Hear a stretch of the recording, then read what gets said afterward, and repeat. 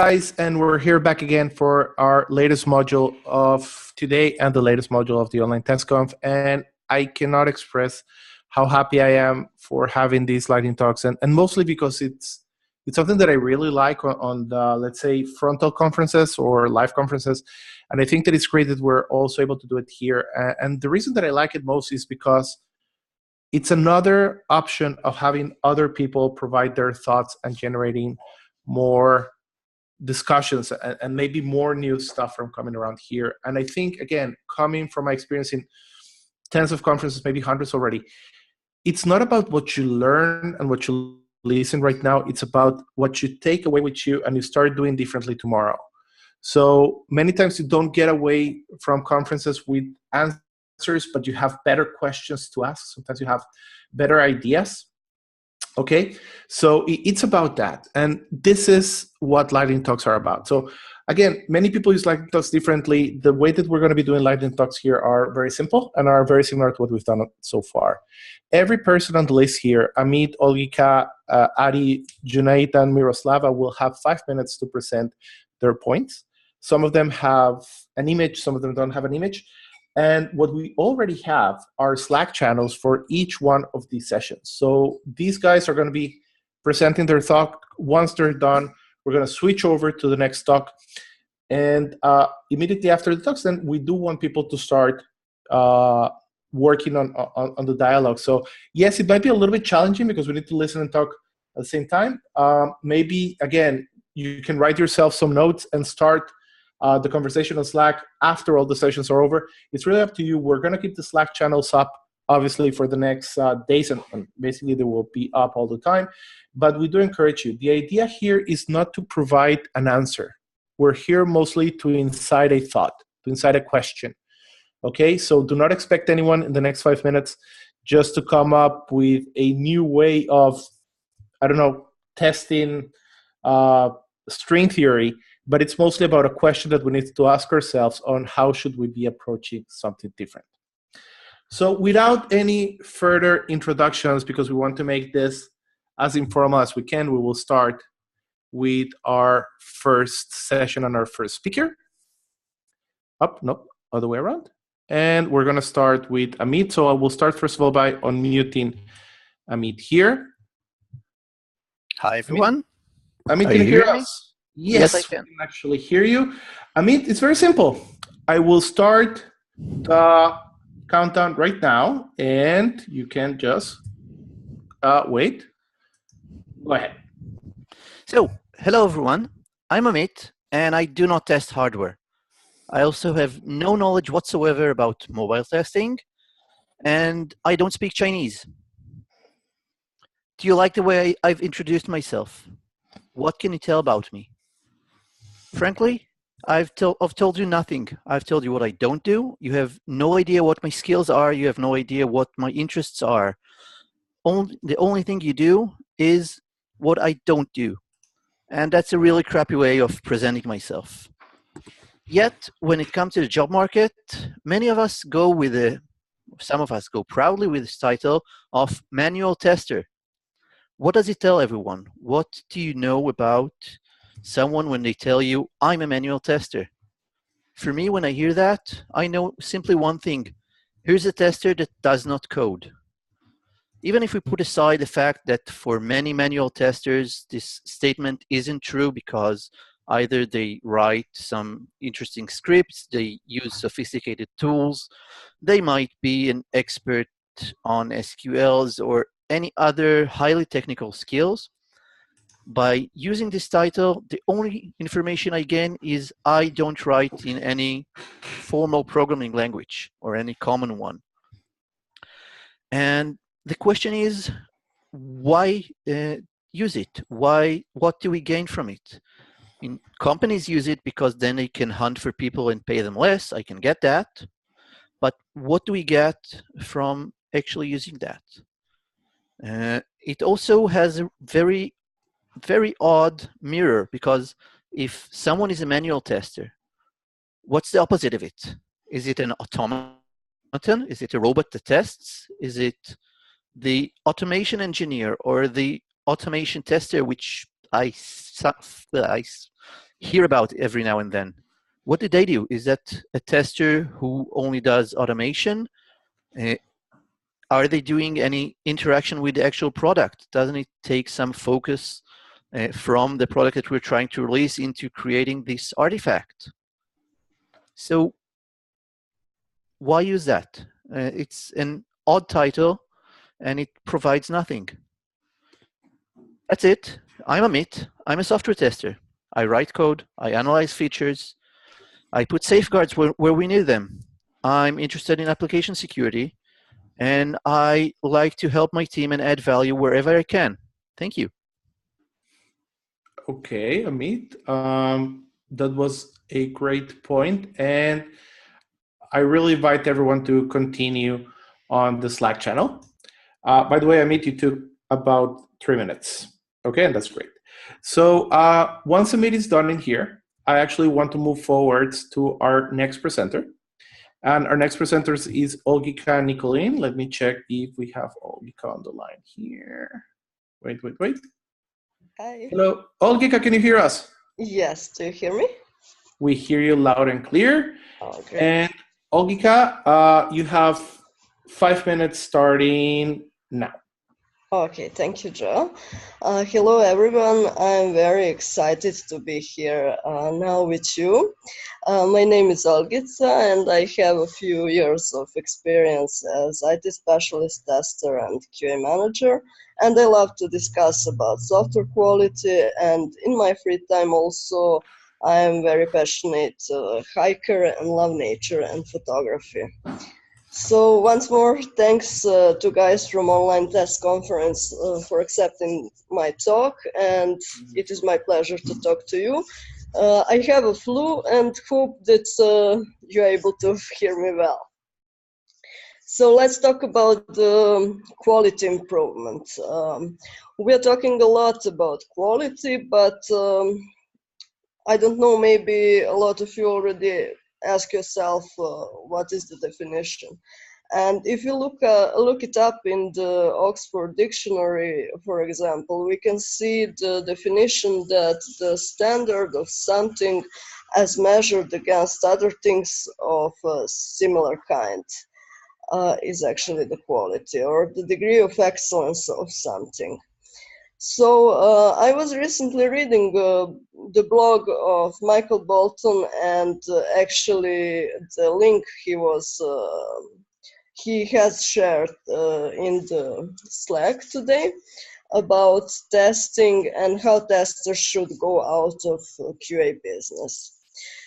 So is there a testing and QA, or there is testing or QA? But for me, it's more like the testing is part or should be part of QA. And also when I'm thinking about QA, I have in mind standards, and actually the standard ISO standard 9126, which has 6 characteristics and also some sub-characteristics. And I'm just wondering, and I'm happy that here there are a lot of people from all over the world, and I would like to ask you, are you, when are you testing, and also if there are QA managers, how often do you think about those things? Are you using different kind of tests which would prove those characteristics of quality? Now I don't have time to go through all of them. So there is a question, how as testers or QA managers, how we can actually improve the quality, and in sense also to educate our customers and CEOs and our colleagues. For example, there is always this common thinking that customer is always right, and we have to deliver what they are asking us to deliver. But where is the borderline?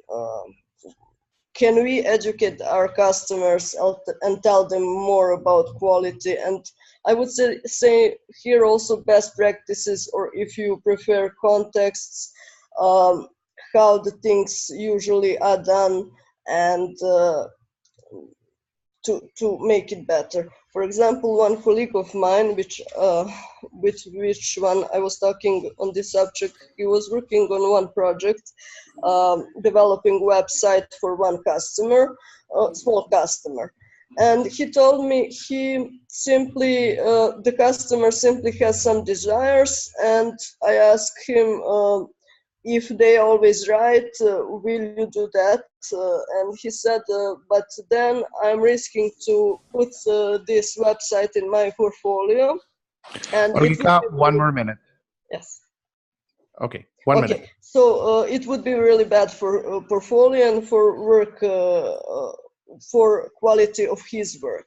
So I'm also asking you, what do you think about this subject, and are you also advocate for improvement of quality, and let's all really work on that to educate our colleagues, CEOs and managers more in the sense of quality, and let's discuss about quality at all.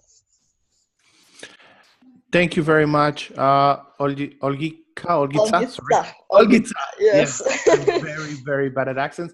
Guys, we will continue this session right now on the Slack channel. And again, in the spirit of the lightning talks, we will move over to our next one. And here we'll talk it with Adi or Adrian Stokes. Let me just check because I have a couple here. Hello, Adrian or Adi? How should we call you? Everybody calls me AD. Just think the letters AD. So AD. Eddie. So Eddie, you have 5 minutes. The floor is yours. Right. So hello everyone from the UK. My name is Adrian Stokes, but everyone who knows me calls me AD. I've been working in audit, quality and testing roles for over 20 years. I've been in pure testing roles since 2004 and in agile teams since 2009. So I'd like to use my 5 minutes to share my periodic table of testing, tell you why I created it, and hopefully interest you enough to go to my website, thebigtesttheory.com, and have a look and share your thoughts on how it can be improved. So testing today not only requires us to have a broad knowledge of test techniques, but also to have at least some knowledge of different specialised areas such as performance or security. Enough at least to identify risks and highlight them to stakeholders and our teams. In addition, we should at least be aware of the number of different techniques and methodologies in which to apply them. Add on to that all the personal attributes such as communication skills, diplomacy and continuous learning. Then there's the growing push for testers to be more technical or know how to code enough to automate. Add all that together and the scope for testing grows from a simple test script to a whole world of possibilities. It's never been a single track activity anyway, and even if we're not being pushed down the automation route, we're being asked to know and do more all the time. So how can we keep up? Some time ago, I started putting together a list of testing subjects to help me understand what I knew, needed to know more of, and crucially, what I didn't know enough of. Essentially, a high-level, flexible view of the world of testing. Something I could refer to help me scope new projects and as a prompt. Another purpose of the list was to help me change from being an accidental learner, someone who read and learnt things when needed or when I happened upon them and they interested me. So to a more structured learning approach, understanding what there was and then deciding a direction to go in. Over time, the list became bigger and it was harder to control and see. So I implemented a technique I'd used some years ago to create what I called a periodic table of data when working in a business intelligence environment. We had a big data warehouse and it was difficult for me to see how everything fit together and where new things came in. So that's where the periodic table of data came from. The technique was to use the principles of the periodic table, and hopefully everybody knows what that is, to align the different types of data in an understandable view, as well as allowing me to understand how new data fit, as I said. In a similar vein, I took the visual aspects of that model, the periodic table, and applied it to different areas of testing to create element areas. I brought these up as main areas such as testing, technical, personal, and technical elements. Each of these areas are then broken down further. For example, the testing elements are broken up into customer, web, manual, and data protection. And then under those headings, each of those has a different aspects of testing listed, as much as a reminder and to find out what's there. At present, there are 82 different elements across the 4 main sections, and it's changed over time. You might see, if you look on the website, you'll see it's version 1.8. So it's iterated 8 times since I started doing it. Further learning may change what's there. It may change main elements or change directions. As AI and different things come in, it may be tweaked. It may need big tweaks. I don't know. I'm hoping it's a visual heuristic that I'll keep developing and change and grow with me. I've also then categorised some of those to help me scope new projects. I've categorised them as I must consider them, I should consider them, and I could consider them. I have a generic... 1 minute. Yep, that's fine. I have a generic scoping table, but I hope to introduce more specific ones over time, say for mobile projects or web projects specifically. So you can find all these and more information, as I said, at thebigtesttheory.com. If you can spare some time and have a look and let me know what you think, that would be great. Good, bad, it doesn't matter. Any feedback will help it grow and make it more valuable to people as a tool. So thank you very much for your time, and I'll be on the Slack channel for around another hour. So if anybody's got any questions or want to chat or have any instant feedback from that, that would be great. Thank you very much. Excellent. And by the way, there's already a link to your site so people can actually go ahead and look into it right away. Yep, that's great. Thank you very much, Joe. Excellent. And we're going to continue moving forward. Sorry, here handling the logistics. And we're going to move forward with Junaid Ahmer. Let me just check. Just a second. Hello, Junaid, are you with us? Yes, hi, this is Junaid Ahmer. I'm a senior software QA engineer at Deluxe Corporation. I have been working in the industry for over 22 years. In the IT, I started in the network side, and then I work in the Lotus Note developer. I've worked in the business side as well as a business analyst and technical business analyst for the state of Michigan.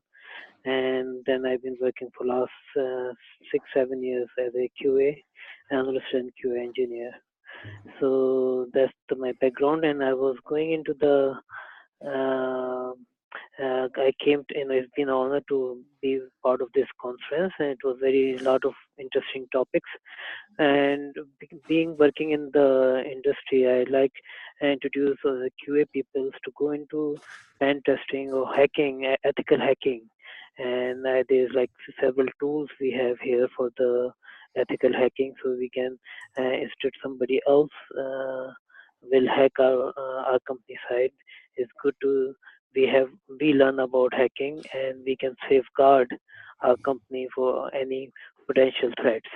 So I have invested some time on some blogs of pen testing and ethical hacking, and I have gone over some of the tools like NetSpark, SQL Map, K-Enable, Nessus, and Stumbler.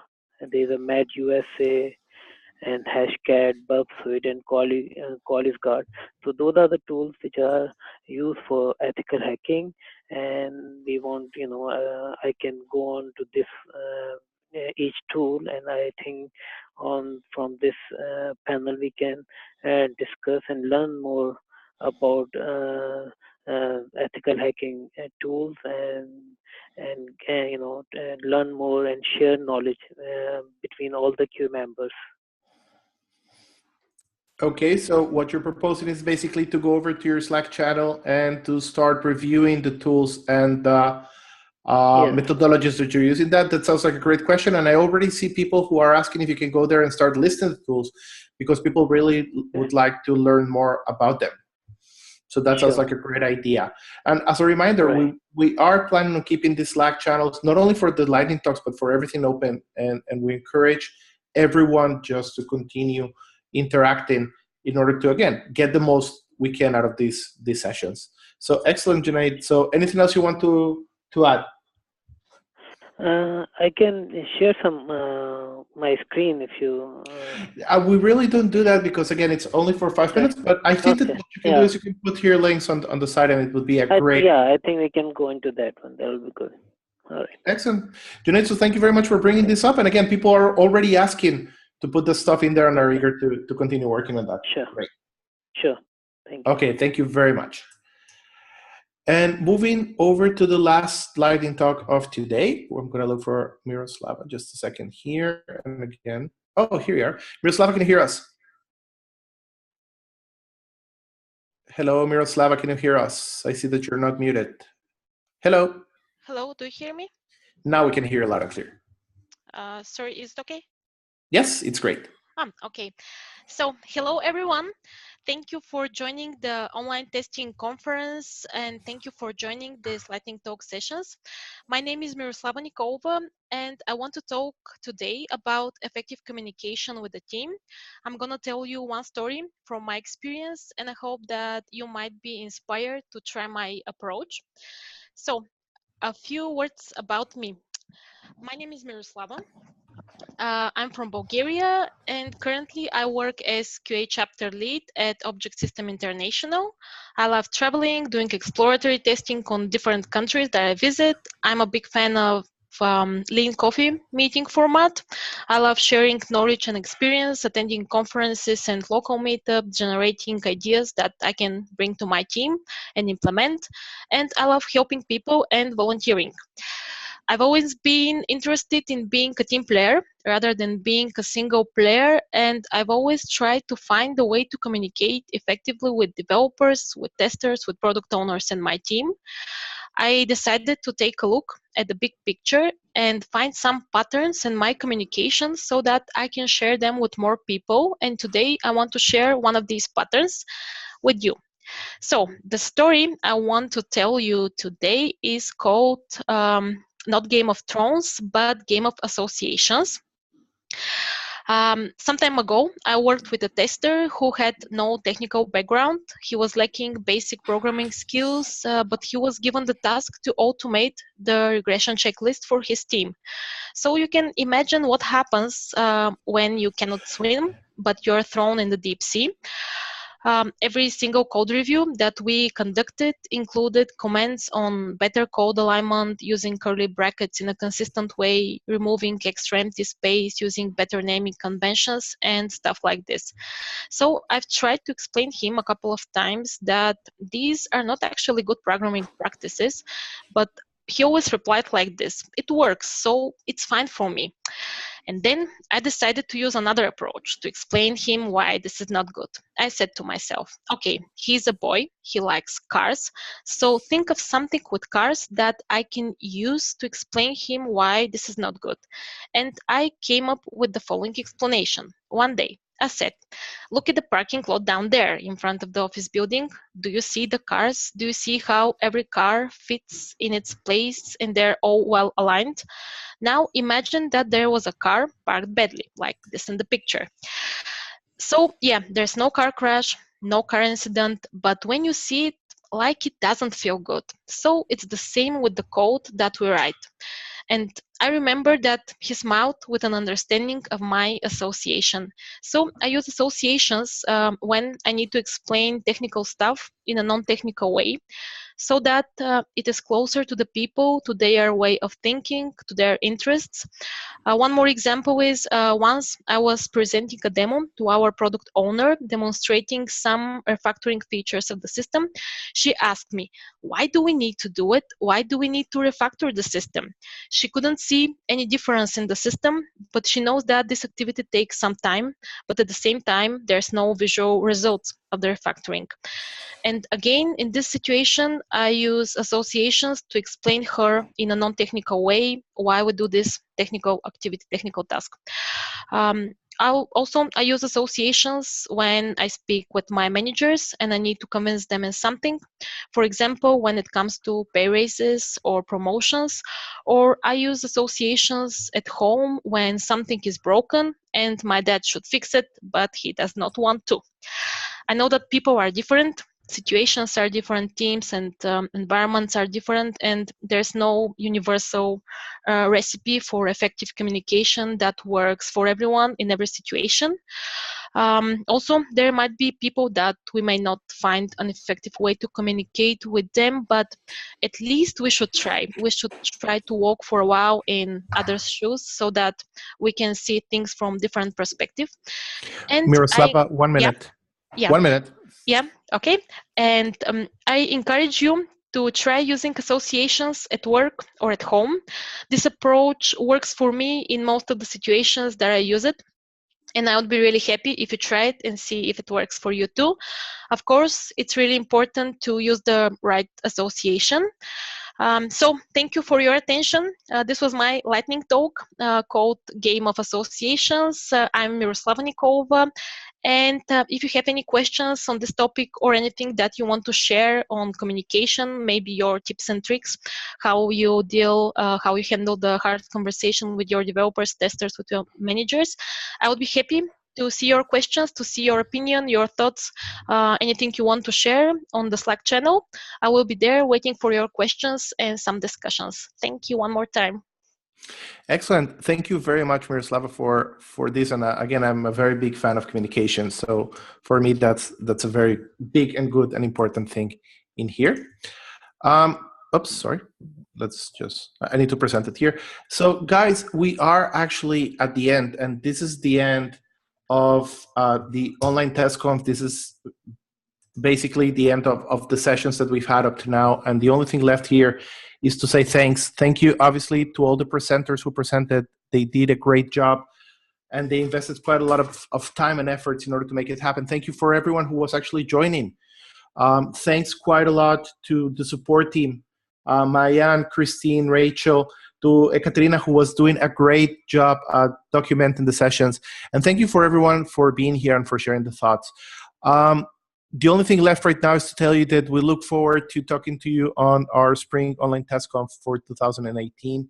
We really want to get your feedback. I just shared on the general tab a feedback form that we really like to hear from you. And if you have something to say, if you have anything that you want to share with us, go ahead and do it. If you have something that you want to speak about on the next Online TestConf, you can already start telling us about it. The call for papers will go out in about 2 to 3 months.